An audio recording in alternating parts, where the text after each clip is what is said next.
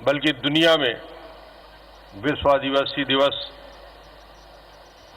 एक ऐसा अभियान या आत्मगौरव बढ़े, स्वाभिमान बढ़े और हम अपनी पीढ़ियों पर गर्व करें और उस परंपरा को, उस संस्कार को, उस संस्कृति को जो इस मिट्टी की है, जो प्रकृति से जुड़ी हुई है, उस परंपरा को और मजबूत बनाएं, आगे बढ़ाएं और उसके साथ ही साथ शिक्षा के क्षेत्र में, स्वावलंबन के क्षेत्र में अपने पैरों में खड़े होकर यह समाज जो न केवल छत्तीसगढ़ बल्कि देश में आज यदि प्रकृति का संरक्षण हो रहा है, वन बाकी है, तो सबसे बड़ा योगदान हमारे वनवासी समाज के बंधुओं को है, जिन्होंने जंगल को बचा के रखा है, प्रकृति को संरक्षण संवर्धन दिया। आज विश्व आदिवासी दिवस में याद करते हैं शहीद वीर नारायण सिंह जी को, याद करते हैं महारानी दुर्गावती, वीर गुंडाधुर, जननायक बिरसा मुंडा, शहीद गैन सिंह और हजारों हजार अनाम शहीदों को, जिन्होंने आजादी के इस युद्ध में अंग्रेजों और मुगलों के खिलाफ लगातार संघर्ष करके इस आजादी के मशाल को आगे बढ़ाने में अपनी भूमिका, महत्वपूर्ण भूमिका निभाई है। मुझे आज यहाँ उपस्थित सभी हमारे वरिष्ठ साथियों का जो इस आयोजन के से जुड़े हैं, खास तौर से ट्राइबल वेलफेयर और एजुकेशन हमारे मंत्री केदार जी, वन मंत्री महेश जी, हमारे संसदीय सचिव श्रीमती सुनीति सत्यानंद राठिया जी, भोजराज नाग जी विधायक, सत्यानंद राठिया जी पूर्व विधायक, सुमित्रा मरकोला जी पूर्व विधायक, आर के राय साहब पूर्व विधायक, हमारे विधायक साथी राणा साहब अध्यक्ष, हमारे जनजाति आयोग के रामकिशन सिंह जी सदस्य, अमिका यादव जी महापौर, विकास मरकाम जी उपाध्यक्ष अनुसूचित जनजाति आयोग, मोहन मंडावी जी लोक सेवा आयोग के सदस्य, ब्रह्मानंद नेताम, सुश्री जविता मंडावी जी अध्यक्ष जिला पंचायत, शंकरलाल उइके जी अध्यक्ष आयोजन समिति, रघुराज उइके जी, सियाराम साहू जी अध्यक्ष पिछड़ा वर्ग, श्रीमती रीना बाबा साहब कंगाले सचिव ट्राइबल वेलफेयर, मंतूराम पवार जी पूर्व विधायक, अरुणा सिंह जी, छुरेन जी, सभी हमारे साथी। और आज जो उत्साह का वातावरण दिख रहा था और ये 15 साल की विकास यात्रा को चिन्हांकित कैसे किया जा सकता है, इसको प्रमाण की जरूरत नहीं है। जो केदार कश्यप जी बता रहे थे कि क्या स्थिति थी आज से 15 साल पहले बस्तर की, सरगुजा की, आज हम कहां पहुंचे हैं, किस प्रकार पूरे बस्तर और सरगुजा की स्कूल को तोड़ दिए गए, आश्रम स्कूल को ध्वस्त कर दिए गए, पुल पुलिये गिरा दिए गए, पंचायत भवन ध्वस्त कर दिए गए। एक बड़ी चुनौती थी उस क्षेत्र में शिक्षा और स्वास्थ्य को आगे रखने का। उन चुनौतियों को सामना करते हुए आप सबके सहयोग से आज बस्तर में उन स्कूलों के बदले में पोटा केबिन का निर्माण करके 30,000 बच्चे जब उस स्कूल में पढ़ाई प्राप्त करते हैं, ये परिवर्तन दिखता है। आज जो देख रहे थे आप मलखंब में, क्या आश्चर्यजनक प्रदर्शन यहां पे हुआ। और आज दंतेवाड़ा हो, बीजापुर हो, नारायणपुर हो, बलरामपुर हो, सूरजपुर हो, सभी क्षेत्र के बच्चे और एक प्रकार से प्रयास के माध्यम से, आस्था के माध्यम से, अलग अलग विज्ञान केंद्र के माध्यम से, युवा कैरियर के माध्यम से, एकलव्य और के माध्यम से, जो आज जब हिंदुस्तान के सर्वोच्च पद में बैठे हुए इस देश के राष्ट्रपति और प्रधानमंत्री छत्तीसगढ़ की विकास को यदि धरातल में देखना चाहते हैं तो रायपुर, दुर्ग, भिलाई नहीं आते, वो दंतेवाड़ा में आते हैं। दंतेवाड़ा के स्कूल को देखना चाहते हैं, जवंगा के स्कूल को देखना चाहते हैं, प्रधानमंत्री आते हैं, देखना चाहते हैं, तो बीजापुर और दंतेवाड़ा को देखना चाहते हैं। ये हालात आज हुआ है कि आज शिक्षा का देश के अंदर यदि कोई मॉडल बन के ट्रैवल एजुकेशन के लिए बना है तो मैं पूरे हिम्मत के साथ कह सकता हूं दंतेवाड़ा का जवांगा का हमारा एजुकेशन हब, उसका कोई मुकाबला नहीं। कहा बेंगलुरु चेन्नई में हम बीपीओ की कल्पना करते थे, आज बीपीओ चेन्नई और बेंगलुरु नहीं, बीजापुर और दंतेवाड़ा में भी हमारे बीपीओ की स्थापना हो गई है। आज हजारों बच्चे उसमें काम कर रहे हैं। आज मैं सूची देख रहा था, मुझे बहुत खुशी हुई कि जो बच्चे आज आगे बढ़ के निकल रहे हैं आईआईटी में, एनआईटी में, इंजीनियरिंग कॉलेज में, मेडिकल कॉलेज में, ये अपने आप में कीर्तिमान।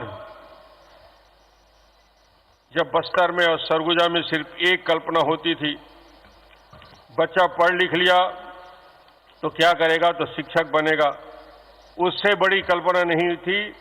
मगर आज मैं देख रहा था बस्तर और सरगुजा के, गरियाबंद, कोरबा के, सूरजपुर के, राजनांदगांव के बच्चे आईएएस में सेलेक्ट होके कब पढ़ रहे हैं। आईएएस में 2 बच्चे, आईपीएस में 1 हमारी बेटी, आईआरएस में डिप्टी कलेक्टर, आज 6-7 डिप्टी कलेक्टर का सम्मान हुआ। वो दिन दूर नहीं जब बस्तर और दंतेवाड़ा में कलेक्टर भी बस्तर का होगा, एसपी भी बस्तर का होगा, सीओ भी बस्तर का होगा, प्रशासनिक अधिकारी हमारे बस्तर के बेटे ही वहां के प्रशासन संभालेंगे, वहां का डॉक्टर भी होगा तो बस्तर और दंतेवाड़ा का होगा। ये पीढ़ियों का निर्माण की प्रक्रिया में हिस्सा है हम। मुझसे प्रधानमंत्री जी पूछते हैं कि छत्तीसगढ़ के सबसे बड़ी योजना, सबसे अच्छी योजना कौन सी लगती है। मैं कहता हूं छत्तीसगढ़ में सभी योजना मुझे बहुत अच्छी लगती है, मगर प्रयास के माध्यम से जो बच्चों का काम छत्तीसगढ़ में हुआ उसका कोई मुकाबला नहीं, उसका कोई मुकाबला ही नहीं। दंतेवाड़ा से शुरू करके आज सभी संभागों में, जिलों में क्या आत्मविश्वास आया है बच्चों के मन में, क्या हिम्मत और क्या हौसला के साथ ये बच्चे आगे बढ़ रहे हैं। उन बच्चों से मिलकर ऐसा लगता है कि ये छत्तीसगढ़ की आने वाली पीढ़ी, भविष्य का निर्माण में इनका सबसे बड़ा योगदान होगा। और यही मैं चाहता था आज से 15 साल पहले जब मुख्यमंत्री बना। मेरी सोच और कल्पना थी कि शिक्षा के मामले में बड़े बड़े कॉन्वेंट, बड़े बड़े स्कूल, बड़े बड़े शिक्षा के केंद्र जहां लाखों करोड़ रुपए खर्च होते हैं, उनके मुकाबले हमारे प्रयास को हम तैयार करें, और प्रयास उसके मुकाबले खड़ा हो गया है। ये चुनौती थी सुदूर अंचल में, ये चुनौती थी शिक्षा के पूरे क्षेत्र में, ट्रैवल के क्षेत्र में। आज मैं वो बच्चियों से मिल रहा था जो हमारे दूर के विज्ञान केंद्र से निकल के आज शिक्षा के क्षेत्र में लेक्चरर बनी है, आज शिक्षा के क्षेत्र में अपने स्कूल को संभाल रही हैं। ऐसी पीढ़ी का निर्माण का लक्ष्य और सपना ही हमने देखा था। ये विकास यदि 15 साल में ही क्यों हुआ, 70 साल में यदि विकास एक एक काम भी हुआ होता तो बस्तर में नक्सलवाद पनप नहीं सकता था। आज सड़कों का जाल बिछाया जा रहा है, पुल पुलिये बनाए जा रहे हैं, स्कूल बनाए जा रहे हैं, नए कलेक्ट्रेट का भवन बन रहा है, सीओ का भवन बन रहा है, एजुकेशन हब बन के तैयार हो गया। पैसा पहले भी आता था, आज भी आता है, पहले शहरों में खर्च होता है, अब वन क्षेत्र में पैसा खर्चा होने लगा। ये हमारी सरकार की प्राथमिकता है। पूरे बजट का 35% हिस्सा वन क्षेत्र के लिए, 35% हमारे 80-90 हजार करोड़ का हम उस क्षेत्र में खर्च करते हैं। आज अंबिकापुर, जगदलपुर, रायगढ़, राजनांदगांव नए मेडिकल कॉलेज की स्थापना, इंजीनियरिंग कॉलेज की स्थापना, रोड कनेक्टिविटी। अभी तक बस्तर के आधे हिस्से में अंधेरा था। बड़ी चुनौती थी कि हर गांव में, हर पारे, हर टोले को बिजली कैसे पहुंचाया जाए। मैंने कहा मुख्यमंत्री के नाते 60 साल में जो काम नहीं हुआ उस चुनौती को मैं स्वीकार करता हूं, और आने वाले 4 महीने हमारा कोई गांव, कोई पारा टोला बचेगा नहीं जहां बिजली ना पहुंच जाए, अंधेरा नहीं रहेगा, उजाला होगा बस्तर में, सरगुजा में। प्रधानमंत्री नरेंद्र मोदी जी की सोच और समझ को आगे बढ़ाते हुए, वो चाहे 35 लाख उज्ज्वला में गैस सिलेंडर का हो, 4 लाख पट्टे के वितरण का मामला हो, अभी बता रहे थे केदार कश्यप, 300 रुपया प्रति मानक बोरा तेंदुपत्ता का मिलता था, 2500 रुपया उसको बढ़ाने का काम, एक विकास के तेजी की और गति लाने का काम। अभी एक योजना और हमने शुरू किया है बस्तर में, connectivity, road connectivity, rail connectivity, air connectivity, और अब हम ला रहे हैं स्काई के माध्यम से टेलीकॉम कनेक्टिविटी। गांव के रहने वाले हमारे आदिवासी भाइयों को, बहनों को, मजदूरों को, किसानों को, तेंदुपत्ता तोड़ने वालों को, मजदूरी करने वालों को आने वाले 3 महीने के अंदर 40 लाख बहनों के हाथ में मोबाइल फोन होगा, स्मार्टफोन होगा, जो उनके जीवन में परिवर्तन लाए। 1600 टावर लगाने का काम कर रहे हैं। अब गरीब को मोबाइल फोन बांट रहे हैं तो कई लोगों को पेट में दर्द होता है। अरे भैया, जिस पीढ़ी ने पीढ़ियों तक जिस पीड़ा को झेला है, मैंने जब चावल की योजना शुरू की 1 रुपये किलो, तो लोग दुखी हो गए। डॉक्टर मन चावल खिलाता है, गरीबों को चावल देता है, नमक देता है, चना देता है। आज मुख्यमंत्री खाद्यान्न सुरक्षा की वजह से ही मैं कह सकता हूं कि अकाल के समय कोदो कुटकी और माड़ पीने वाले, चावल नहीं चावल की कनकी खाने वाले वो पीढ़ी बस्तर से सरगुजा तक, आज ये तो गर्व से कह सकता हूं मैं मुख्यमंत्री के नाते, मेरे छत्तीसगढ़ में कोई बेटा भूखा नहीं सोता, कोई मां भूखी नहीं सोती। ये योजना का सर्व। इसकी आलोचना हुई, मैंने कहा मेरी आलोचना करने वाले कर लो, पर मैं जो कार्यक्रम करता हूं उसका क्रियान्वयन करने की मेरी ताकत है। जब मैंने चरण पादुका की योजना लगाई, 14 लाख लोगों के पैरों में चरण पादुका देने का काम किया, तो हमारे मित्र कहते थे कि वनवासी जूता कहां पहनता है। अरे भाई, मैंने कहा तुमने जूते पहनने लायक बनाया नहीं। आज 14 लाख वनवासी बंधुओं को जब चरण पादुका मिलता है तो न केवल उनके भोजन की चिंता हुई, बल्कि उनकी पैर में कांटा ना गड़े, इसकी भी चिंता सरकार ने की। एक अभूतपूर्व कार्यक्रम। आज 40 लाख लोगों को मोबाइल बटेगा, स्मार्टफोन बटेगा, टावर लग रहा है, कनेक्टिविटी बढ़ रही है। एक नए युग में छत्तीसगढ़ प्रवेश कर रहा है, शिक्षा के क्षेत्र में, चिकित्सा के क्षेत्र में, स्पोर्ट्स में। मैं देख रहा था बच्चे राष्ट्रीय अंतर्राष्ट्रीय स्तर में गोल्ड मेडल लेके आ रहे हैं। अबूझमाड़ के बच्चों ने जैसा मलखंब दिखाया, आश्चर्यजनक रूप से उसको देखकर तो ऐसा लग रहा था कि ये हड्डी अंदर है कि प्लास्टिक का पूरा टुकड़ा है, ऐसा लग रहा था। उसके बॉडी की लचक देख के आश्चर्य हो रहा था। अबूझमाड़ के बच्चे क्या चमत्कार कर रहे हैं। इनको अवसर मिलेगा, ये दुनिया को दिखा देंगे कि छत्तीसगढ़िया और बस्तरिया दुनिया में किसी से कम नहीं है, सबसे ऊपर हम आगे जा सकते हैं। ये ताकत हमारे अंदर है, ये हमारे डीएनए में है, ये हमने पीढ़ियों से सीखा है, संघर्ष कर सीखा है। ये शक्ति हमारे अंदर है, ये आग हमारे अंदर है, और उस आग को अब दुनिया की कोई ताकत नहीं रोक सकती, क्योंकि सरकार आपके साथ मिलकर हर कदम पे, हर मोर्चे पे, जहां जहां आपके पैर में कांटा गड़ेगा, डॉक्टर रमन आपके साथ खड़ा है उस कांटे को निकालने के लिए। जहां जहां परेशानी आएगी, उन बच्चों को मैं कहना चाहता हूं, आने वाली पीढ़ी को कहना चाहता हूं, एक नई पीढ़ी का निर्माण का संकल्प हमने लिया है।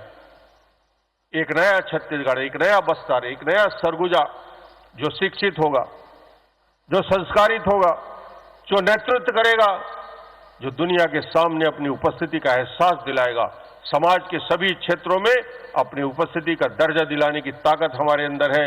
आज तो मैं यही कहना चाहता हूं, विश्व आदिवासी दिवस में सरकार की योजना का क्रियान्वयन और कार्यक्रम आपके लिए बनाया गया है, और उसमें ज्यादा से ज्यादा समाज की भागीदारी बढ़े। आप सब ने पूरे आज बस्तर से लेकर सरगुजा तक, और सभी हमारे छात्र छात्राएं, समाज के अलग अलग सामाजिक हमारे वरिष्ठ लोग यहाँ आए, मैं उनका स्वागत करता हूं। एक विसंगति थी, जिस विसंगति के बारे में राणा साहब ने बताया। 60 साल 70 साल से मात्रात्मक त्रुटि 40 लाख परिवारों को सर्टिफिकेट नहीं बन पा रहा था। मैंने कहा कैसे नहीं बनेगा। राणा साहब को लगाया, मंत्रीगणों को लगाया, और मुझे आज खुशी है कि सारे तकनीकी कारणों को दूर करके आज सारे मात्रात्मक त्रुटि दूर हो गया है। उनको भी आज सर्टिफिकेट मिलना शुरू हो गया है, प्रमाण पत्र मिलना शुरू हो गया। बड़ा कदम है। हम यदि मन लगा के काम करेंगे, दिल से काम करेंगे, तो कोई काम ऐसा नहीं है जो असंभव है। जो नहीं हो सकता। और जब प्रधानमंत्री और राष्ट्रपति की निगाह आपके ऊपर है, दंतेवाड़ा, बीजापुर, सुकमा, कोंटा की ओर सीधा निगाह रखा है, तो फिर आपको चिंता करने की जरूरत नहीं है। सरोज पद में बैठे हुए व्यक्ति बस्तर और सरगुजा का विकास को देखना चाहते हैं। और आज मुझे खुशी है, आप सभी को मैं बधाई देने आया हूं, शुभकामना देने आया हूं कि हम और आगे बढ़ें, और शिक्षित हों, और समाज को और छत्तीसगढ़ को और इस देश को गौरवान्वित करें। ये हम सबका संकल्प हो। आज विश्व आदिवासी दिवस में मैं आप सबको शुभकामना देता हूं। बहुत बहुत बधाई।